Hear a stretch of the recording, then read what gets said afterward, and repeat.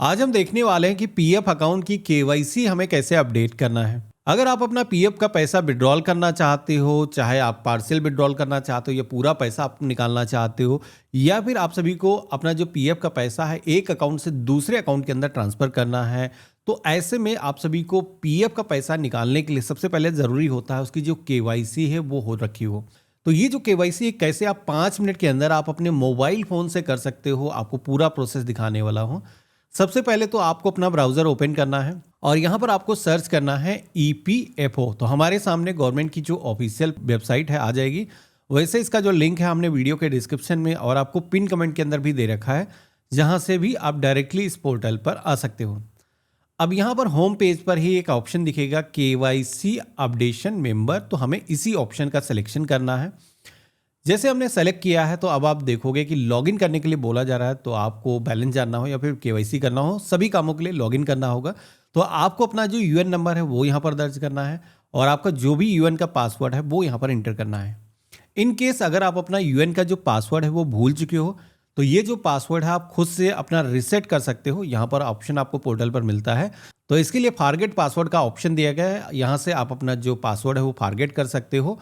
इसी के साथ में किसी को अगर यूज़र नेम अपना पीएफ का अकाउंट नंबर ही नहीं पता है, जो यूएन नंबर है वो कैसे निकाला जाता है, वो भी यहाँ पर आप देखोगे कि नो योर यूएन का ऑप्शन दिया गया है, इस पर क्लिक करके आप निकाल सकते हो।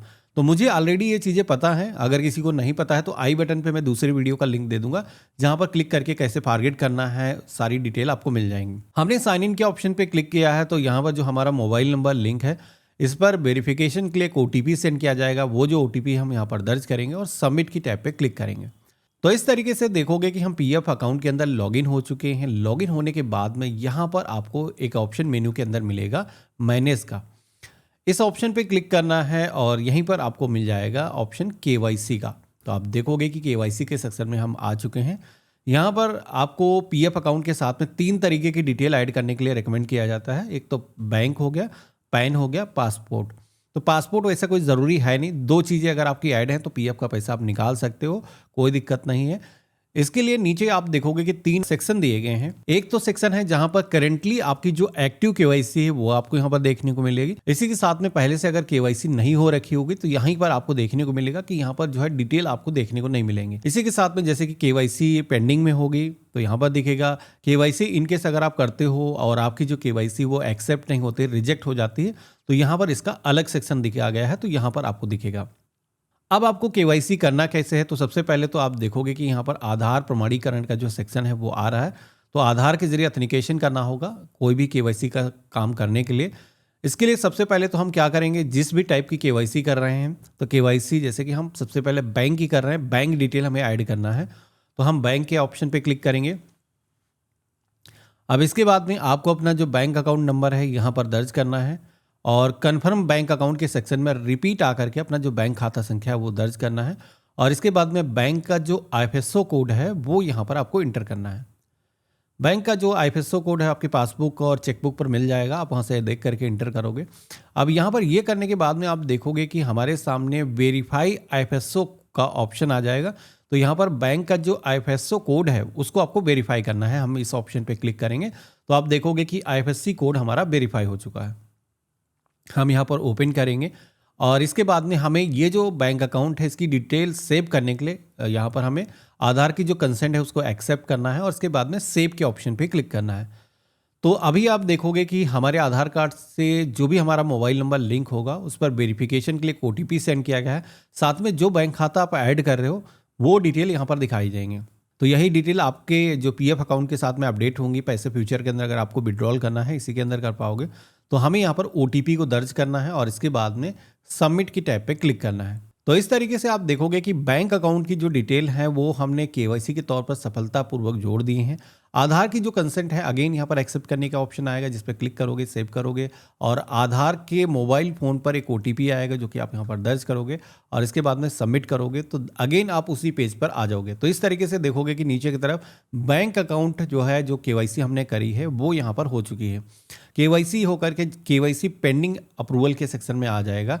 अब बारी आती है जैसे कि पैन आपका जो है वेरीफाई नहीं है तो वो भी आपको वेरीफाई करना होगा अगर आपको पीएफ का जो पैसा है वो विड्रॉल करना है। तो उसके लिए हम पैन के ऑप्शन पे क्लिक करेंगे। आप चाहो दोनों साथ में क्लिक करके कर सकते हो, लेकिन कई बार क्या होता है एरर आता है, तो इसी वजह से 1 बाय 1 मैं कर रहा हूँ। तो यहाँ पर अब हम क्या करेंगे, अपना जो पैन नंबर है वो यहाँ पर दर्ज करेंगे और इसके बाद में कंसेंट को एक्सेप्ट करेंगे। यहाँ पर भी केवाईसी करने के लिए अगेन उसी तरीके से ओटीपी के जरिए ऑथेंटिकेशन करना होगा।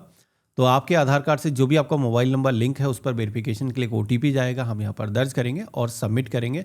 तो इस तरीके से आप देखोगे कि ये भी सेक्शन हमारा कंप्लीट हो चुका है। डिजिटल तरीके से केवाईसी करने के लिए हमने अपनी तरफ से जो डिटेल है वो सबमिट कर दी है। अब यहाँ पर केवाईसी की जो डिटेल है, जैसे कि आप देखोगे कि पेंडिंग के सेक्शन में आ चुकी हैं। जैसे ही एम्प्लॉयर की तरफ से इसको अप्रूवल दिया जाएगा, जिस भी वर्तमान कंपनी के अंदर आप काम कर रहे हो उनके पास में एक रिक्वेस्ट जाती है इसको अप्रूव करने के लिए। आप यहाँ पर देखोगे कि बैंक अकाउंट के सेक्शन में तो वेरिफिकेशन अंडर प्रोसेस तुरंत ही आ गया है, लेकिन यहाँ पर आप देखोगे कि जो पैन कार्ड है इसको वेरीफाई करने के लिए एम्प्लॉयर के डिजिटल सिग्नेचर की ज़रूरत होगी, साइन की ज़रूरत होगी। तो एम्प्लॉयर के पास में ये रिक्वेस्ट जाती है, जो भी वर्तमान आपका एम्प्लॉयर है जहाँ पर काम करते हो उनकी तरफ से इसको अप्रूव किया जाएगा। उसके बाद में आपका जो बैंक खाता है वो यहाँ पर अपडेट हो जाएगा। इसी के साथ में आपका जो पैन रिकॉर्ड है वो यहाँ पर अपडेट हो जाएंगे। जैसे आपकी केवाईसी हो जाएगी उसके बाद में करंट एक्टिव केवाईसी के सेक्शन में आपकी जो लेटेस्ट केवाईसी है यहाँ पर अपडेट होकर के आ जाएगी कि आपका जो बैंक खाता है वो कौन सा लगा हुआ है, साथ ही में जो पैन नंबर है वो भी यहाँ पर अप्रूव्ड कुछ इस तरीके से मेंशन आ जाएगा। तो इस तरीके से आप घर बैठे ही अपनी जो केवाईसी है ऑनलाइन तरीके से कर सकते हो। अब अगर आपको ये जानना है कि केवाईसी यहाँ पर अपडेट होने के बाद में अगर आपको पैसा निकालना है या फिर पीएफ अकाउंट का जो पैसा है एक अकाउंट से दूसरे अकाउंट के अंदर ट्रांसफर करना है, तो ये काम कैसे किया जाता है इससे पहले हमने ऑलरेडी वीडियो बना रखी, तो आपको वीडियो के डिस्क्रिप्शन में लिंक आ रहे होंगे जहाँ पर क्लिक करके देख सकते हो। बाकी यहाँ पर भी वीडियो आ रहे होंगे जिस पे क्लिक करके आप हमारे अन्य वीडियोस को चेकआउट कर सकते हो। पीएफ का पैसा अगर कोई निकालना चाह रहा है तो एक चीज ध्यान रखना है कि पीएफ का पैसा निकालते वक्त फॉर्म नंबर का सही तरीके से सिलेक्शन करना काफी अहम होता है, क्योंकि गलत तरीके का फॉर्म अगर सेलेक्ट करते हो तो उस केस में क्या होता है कि आप एप्लीकेशन तो दर्ज करते हो लेकिन आपका जो फॉर्म है वो रिजेक्ट हो जाता है। तो इसके बारे में हमने डिटेल एक डिस्कशन किया है जिसमें मैंने लाइव आपको पीएफ का पैसा विड्रॉल करके दिखाया था। अगर आप जॉब के अंदर हो या फिर जॉब छोड़ चुके हो तो दोनों कंडीशन के अंदर कौन सा फॉर्म भरा जाएगा, आपको वीडियो के डिस्क्रिप्शन में लिंक मिल जाएगा या फिर यहाँ पर ये वीडियो आ रहा होगा, इसको क्लिक करके देख लेना। बाकी आज का वीडियो आप सभी को कैसा लगा मुझे कमेंट बॉक्स में लिख करके जरूर बताना। चैनल पे नए हो सब्सक्राइब कर लेना। हम मिलते हैं ऐसे ही एक नया वीडियो में, तब तक के लिए गुड बाय, जय हिंद।